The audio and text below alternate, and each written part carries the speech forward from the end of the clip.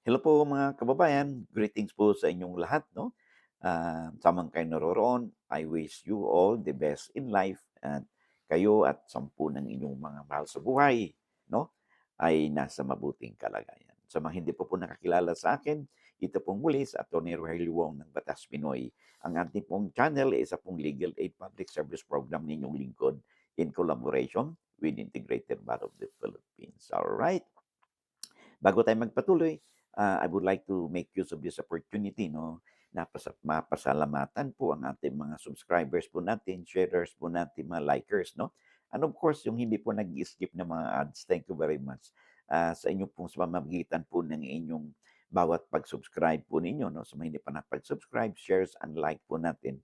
Pag sa mga videos natin, ay nabibigyan po inyo ng inspiration, ang motivation na inyong lingkod na ipagpatuloy pa ang ating advokasya na makapagbigay po ng legal na impormasyon o kaalaman, no, sa ating mga kababayan. They could be your friends, your relatives, your neighbors, no? Or kakilala lang ninyo, acquaintance ninyo upang sila din ay may mapupulot, no, sa ating pinag-usapan. Kasi alam po ba ninyo, sa ating kasing kahit na ano po ang ating status sa buhay, no, mayaman man, mahirap, or ordinary lang na mamayan, ay 'pag kayo po ay isang Pilipino at kayo po ay nasa Pilipinas o kahit na foreigners ka natin kung minsan 'pag diyan na nakatira sa Pilipinas, ay one way or the other po ay ang batas po ay may may tawag niya, may hagot po, 'no, sa buhay po natin. So, napakaimportante, mahalaga na kahit paano ay meron po tayong alam sa batas. Kasi po sabi nga natin lagi, 'di ba, lamang na ang may alam sa batas. Alright, marami pong salamat. Okay, let's now proceed. Ang ating pong bigyan daan, 'no, ay sulat po sa atin ni Gemarlin Dayaw. So I hope I got your username pronounced correctly. Okay? Okay. So, sabi niya dito, may kinalaman kasi ito, na meron daw property na inaalok sa kanya, eh, nag-agree na yung mga heirs na 4 sila na i-subdivide, pero hindi ba physically na na-divide, 'no? So, may inaalok daw sa kanya yung isang heirs ay portion ng lupa, kung puwede ba niyang bilhin ito. That is my recollection sa tanong niya. But anyway, basahin na lang natin yung kanyang katanungan. Alright, sabi niya dito, "Attorney, meron po nag-alok sa akin ng lupa, porsyon po ng kanyang minana. Bale po 4 sila na magkakapatid, hatian ng 1 hectares at naka-mother title pa po ito.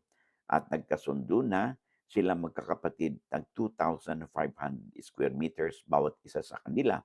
At nagkasundo na rin sila kung saan ang bawat area nila, subalit hindi pa ito napapag-subdivide. Okay.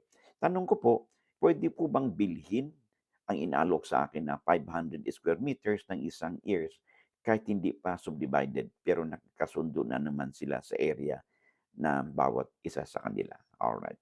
Alam mo, thank you, no, for this question because siguro nakapanood ko sa mga videos po natin, this ang ginagawa mo is kasi part of your due diligence, mabuti pong katanungan po 'yan, 'no?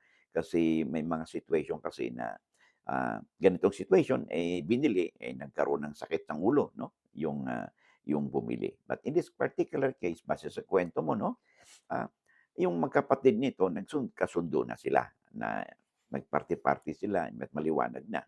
At, yung isang isang kapatid na meron siyang 2,500 square meter lot na kanyang parte, 'no, sa mana, ay yung portion nito 500 ay ipinagbibili sa'yo. Ah, pero hindi pa subdivided. Pero alam ng bawat isa kung ano yung area nila, okay. So una, kung talagang, para maiwasan natin yung sakit sa ulo kung tawagin. Text, number one, dahil ito'y mana, nagkaroon na ba ng, ah, settlement of estate yung mga magkakapatid? Kasi posible rin kasi na sila, okay, 4 sila magkapatid, wala ng magulang nila, okay, ito yung sa akin, okay, ito yung 1 hectare, divided by 4. Ito yung sa'yo, north ka, sa akin south, ikaw west, ikaw sa east. Naka-drawing, may sketch plan sila. And that's good, okay? Ah So ito yung sa iyo, sa west ka or doon ka sa north, whatever. Okay, that's fine. Pero kailangan magkaroon muna ng tinatawag nating settlement of estate. Kung hindi pa nagkaroon ng extrajudicial settlement yung magkapatid because okay naman sila, agreeable sila, abay, wag mo munang bilhin yan because sakit sa ulo yan. Because dapat magkaroon sila ng extrajudicial settlement of the estate at bayaran yung mga tinatawag nating estate tax at saka documentary stamp tax at dapat din mayroong tinatawag nating tax clearance galing po sa local government na kung saan ang amilyar po 'no, ay updated at wala pong utang 'no, yung buong amilyar na buong 1 hectare, okey? 'Pag okey na meron naman silang extrajudicial settlement na 'no, aba'y kailangan din, magkaroon sila ng partition agreement 'no, hindi lang yung bla bla bla lang na bunganga lang, okey? Lalo na kahit na nag-agree sila, may sketch sila, that could help. So, ang gagawin niyo ay ipa-survey mo muna.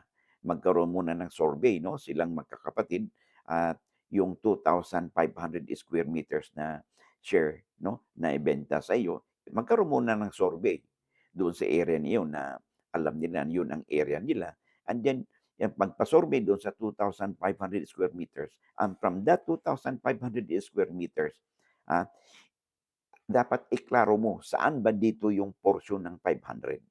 Okay?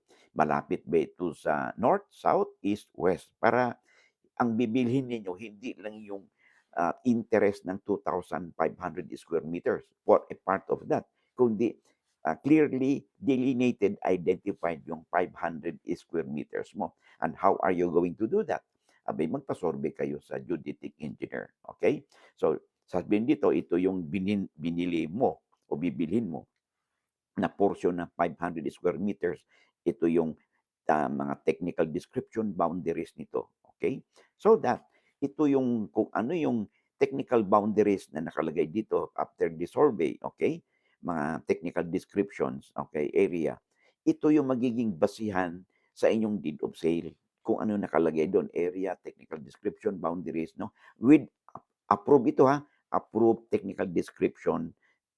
Kung hindi pa titulado yung lupa, approved technical description by the Land Management Bureau ng DENR. Kung titulado yung lupa, ay dapat yung subdivision and lot plan is approved by the Land Registration Authority. Para then, doon sa inyong deed of sale, okay, nandun na talaga yung approved plan na yun, ito ngayon ang maging basihan naman na pag-issue ng titulo na in your name. Okay? So, pag ganito, ay kampante kayo, no? Na pag binili niyo 'to ay walang sakit sa ulo. So tandaan natin, dapat magkaroon muna ng tinatawag na settlement of estate yung magkakapatid. Okay? And then, fully paid yung mga kaakibat ng taxes, estate tax, no? At saka documentary stamp tax. Okay?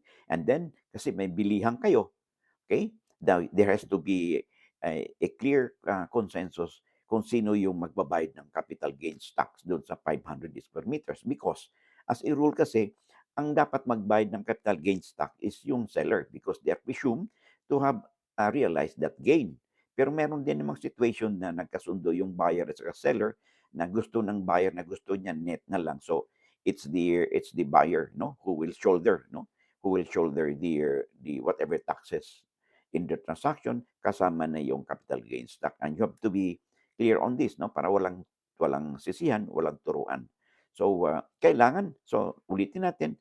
So, bayad yung estate tax, then documentary stamp tax, penalty, interest charges kung mayroon man, and of course, yung capital gains tax maliwanag. And then yung para may tax clearance kayo, no, ay dapat fully paid yung amilyar of real property tax doon sa 1 hectare na yon na property. And then, para ma-issuehan kayo ng tax clearance. And then, of course, kailangan din na magkaroon ng uh, proof of publication no in the newspaper of general circulation na na-comply na nung mga years no yung publication requirements for 3 consecutive weeks no sa newspaper of general circulation na nagkaroon na sila ng settlement of the estate. Pag nakumpleto mo yan ay hindi ka na magkakaproblema later on, 'no, sa pagpalipat po o pagkaroon po ng titulo ng 500 square meter lot, 'no, sa inyong pangalan. So, I hope nasagot natin, 'no, ang katanungan, ang concern sa atin ni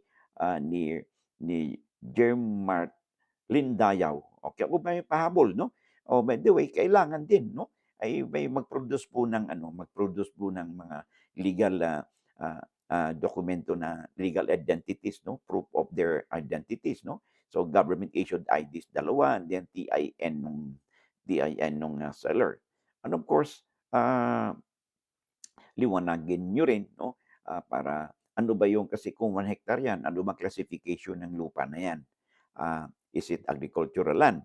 Kasi kung agricultural land po 'yan, ay kailangan po ay meron pong, clearance po 'yan sa Department of Agrarian Reform, 'no, na, kukunin po ang yung mga may-ari, 'no, upang sa gano'n ay kakailangan yung DAR clearance, 'no, na maparehistro ang inyong bilihan. Kasi 'pag may tenant po 'yan, 'no, agricultural tenant, ay kailangan po ang conformity ng tenant sa naging bilihan, because tandaan po natin, ang isang agricultural land 'pag tenanted po 'yan, ang tenants po ay meron silang right of preemption, 'no, na kung saan sa kanila muna i-offer ng may-ari na ibenta ito, 'no, sa reasonabling presyo.